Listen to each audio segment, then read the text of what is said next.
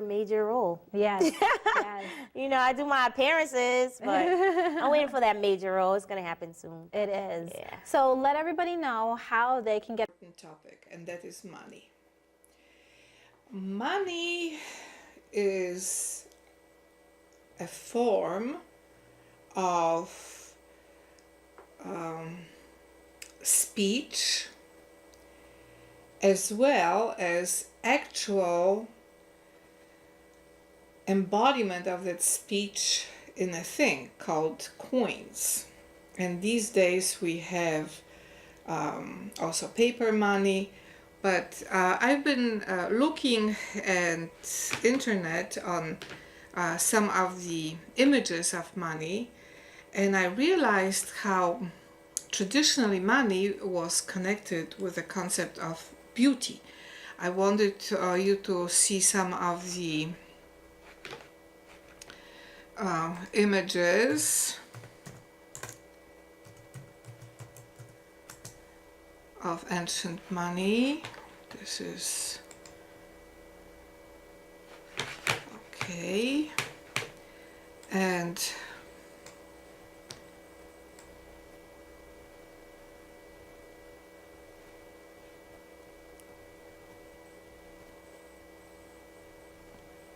one moment.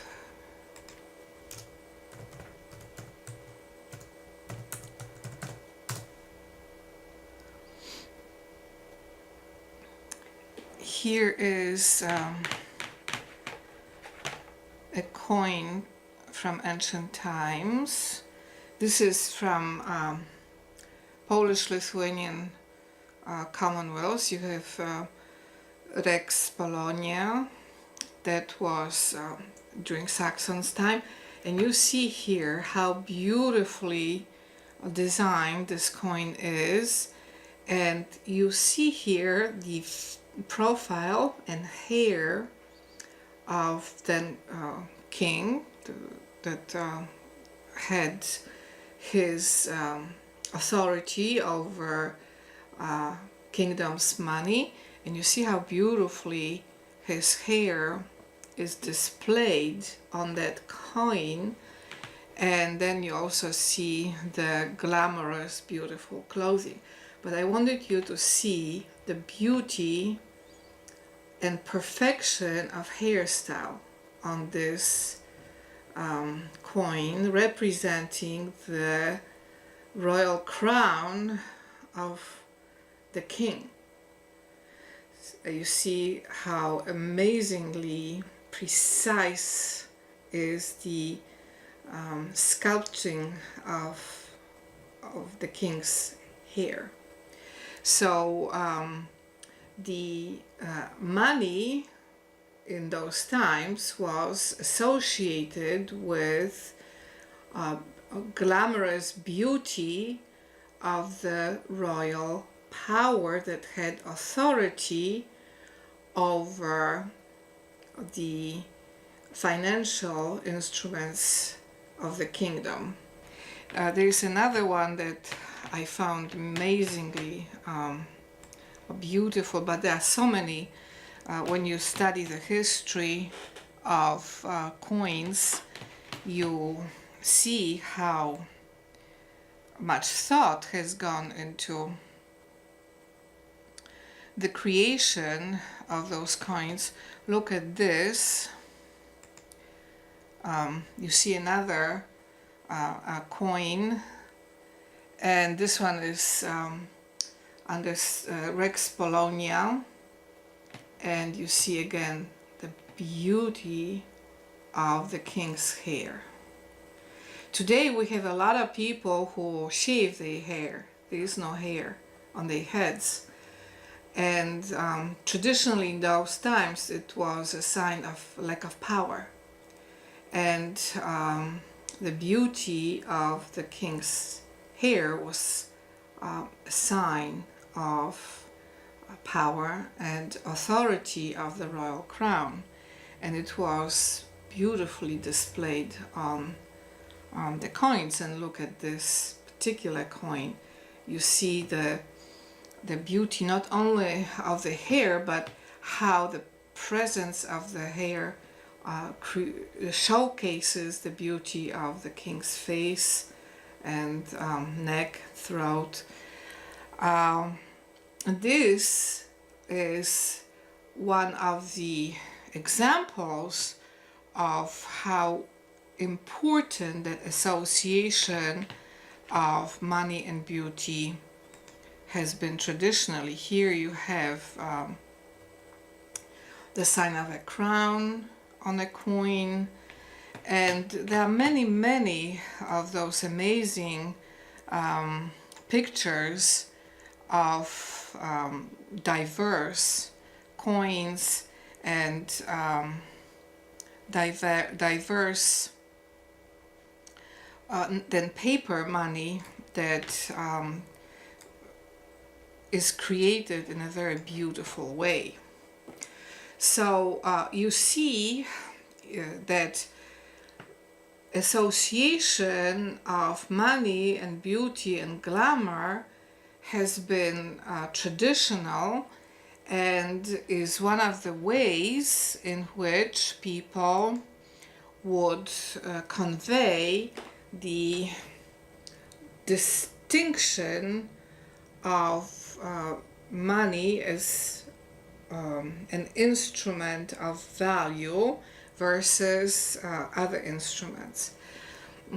Now let's go to Wikipedia. We have the definition here. Money is an item of verifiable record that is generally accepted as payment for goods and services and repayment of debts such as taxes in a particular country or socio-economic context. So here you can read the you can clearly see that money is connected with identity, with a verifiable record. So this is not something that can just be created in a haphazard way, but it has to have credibility. And that credibility establishes stability and trust. So we have this situation today in which people are talking about money as instrument that can just be globalized without any verifiability, and that creates a lot of anxiety and fear.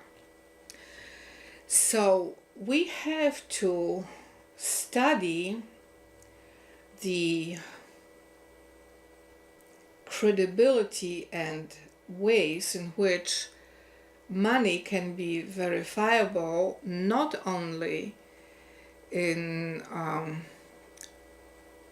a national socioeconomic context, but also globally. And this is a challenge that hasn't been resolved yet, and causes a lot of conflicts, because people used to flows of money internationally, but then that exchange can be caused to be interrupted by political decision making or by certain blocks exerted by authorities in diverse socioeconomic contexts, and that interrupts the flows of trust in global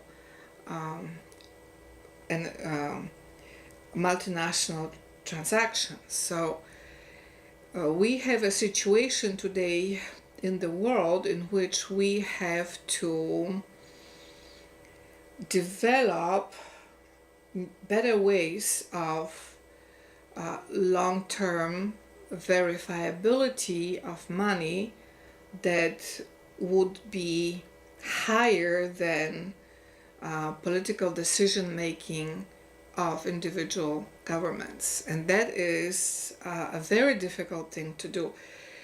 We are used to looking at American dollar as a universal money that can be verified by any government on earth. And I think it is a good system because this particular currency has developed a lot of experience and reliability and is recognized all over the world.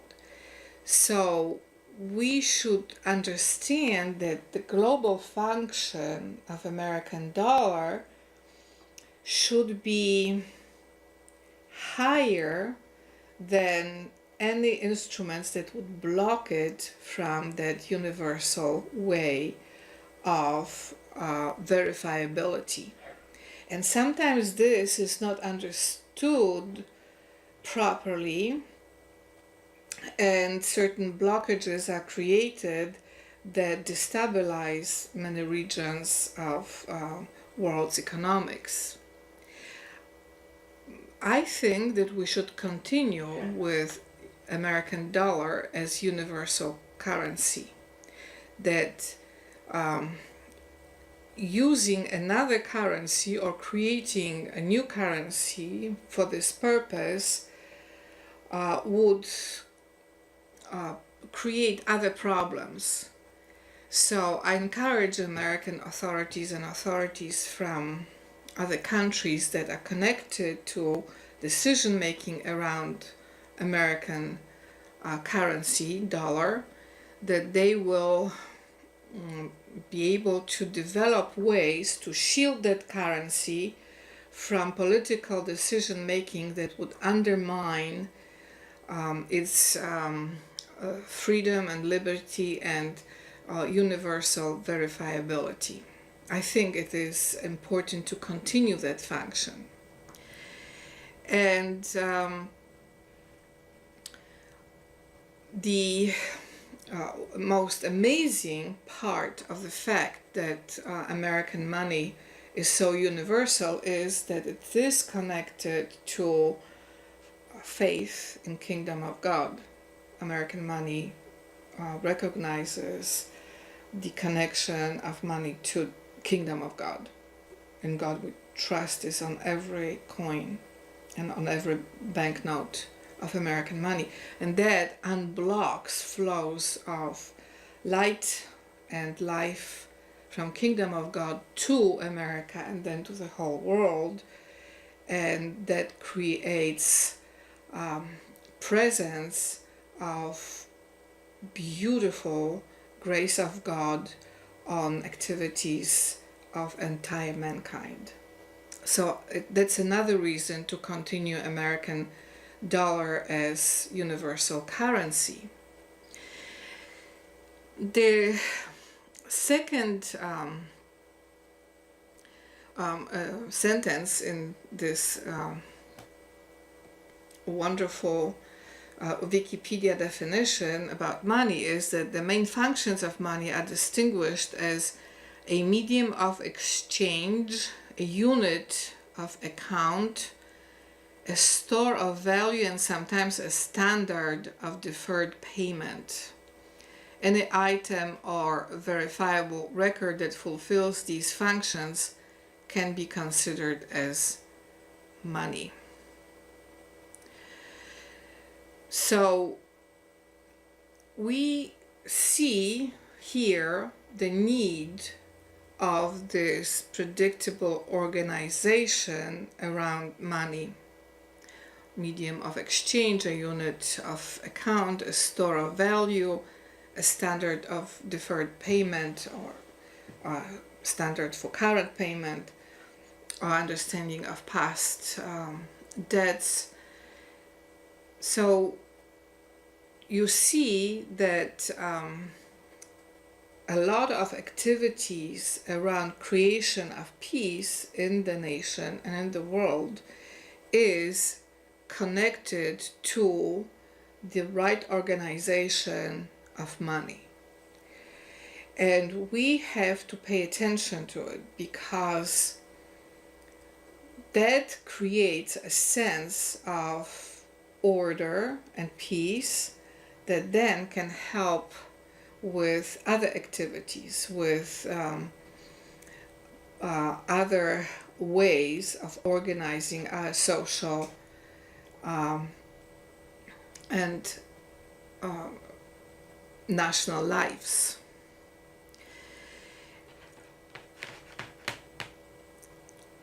There are many aspects of money that are connected with this complex organization. Some people think that money is only the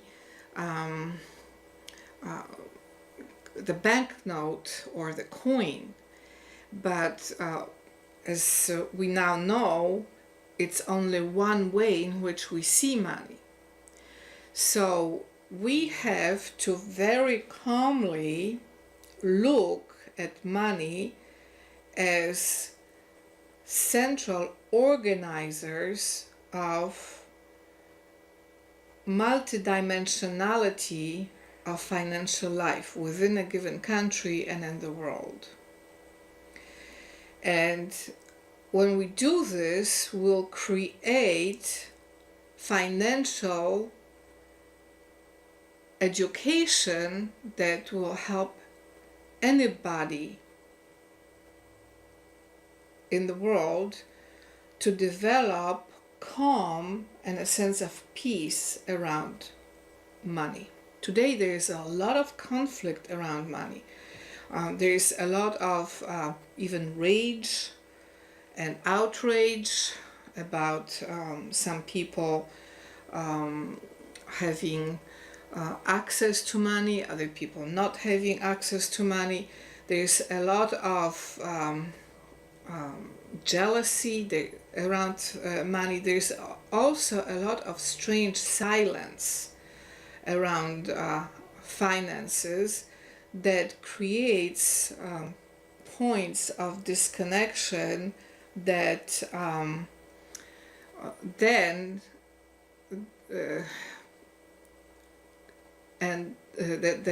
may end up in violence.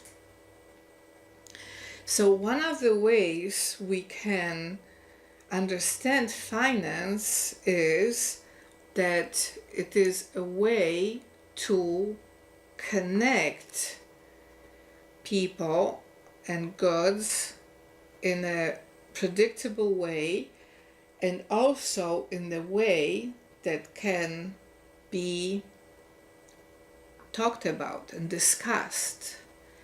And I think that we need to return to that calm and peace around discussions connected with money and finance.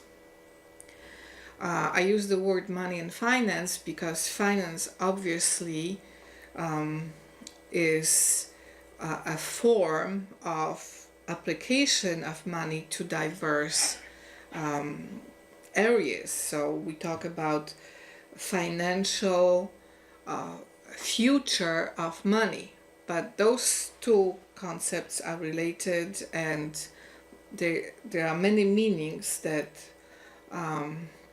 they share.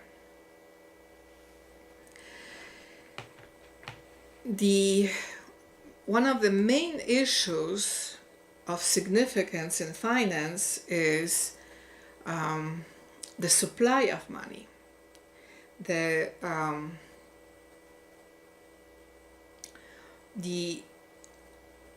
form in which the bank accounts, wallets, purses can be connected to the supply of money so that they are not empty. we know in the 80s the concept of supply side economics. Supply side economics was a form of way to talk about money in a period in which the entire conversation focused on differences between socialism and capitalism. Supply side economics created new language to talk about money, and that created the end of socialism and capitalism as opposing forces because they became irrelevant. That was the foundational reason for the end of Cold War. Everything else followed that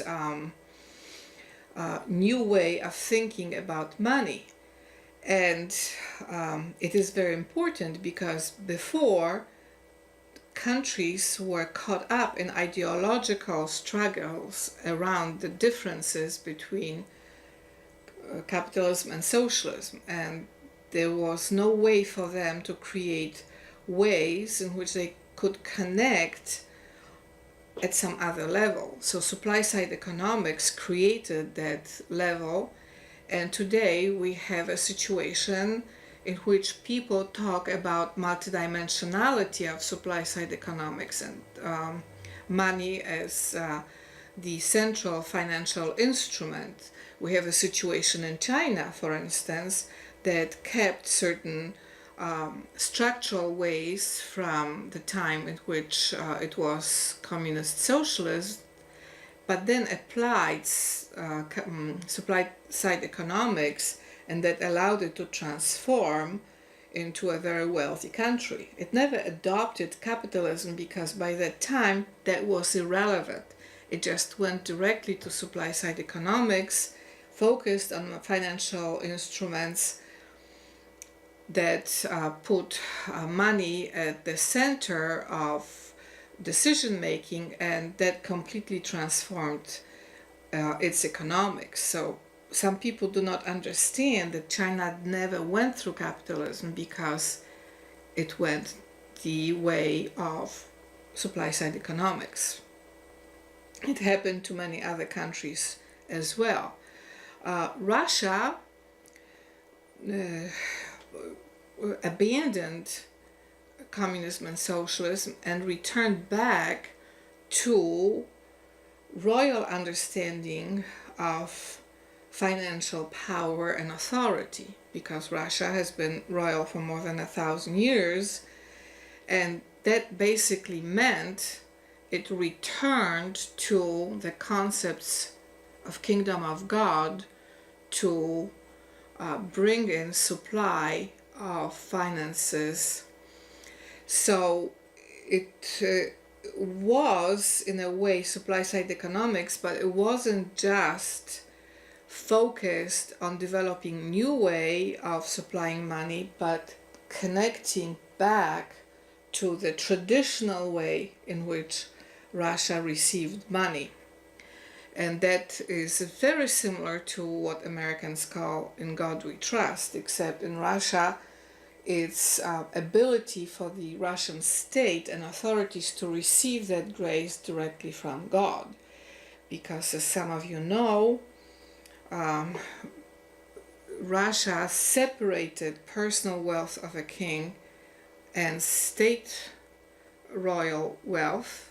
So even when the Tsar Nicholas II was killed, the state continued capacity to receive the royal virtue, and communists partly allowed it, but then after the end of communism and socialism in Russia, the whole state became open to God's grace to receive finances. So even if there is no official presence of personal wealth of a king in Russia, the financial, monetary wealth continues and rejuvenated and resurrected the whole nation of Russia. very similar things are happening in many other countries too. So I want you to start thinking about money in this very complex, multidimensional way. I grew up in Poland, so I showed you the two beautiful coins of Polish kings from the times where the connection between money and beauty was taken seriously.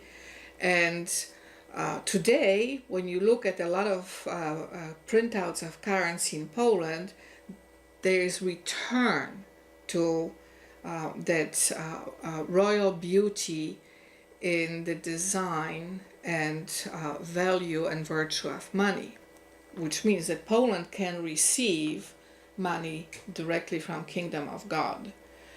Why is this important? Because reception of money from Kingdom of God affects the entire country. It brings wealth to the churches, but also to the other institutions.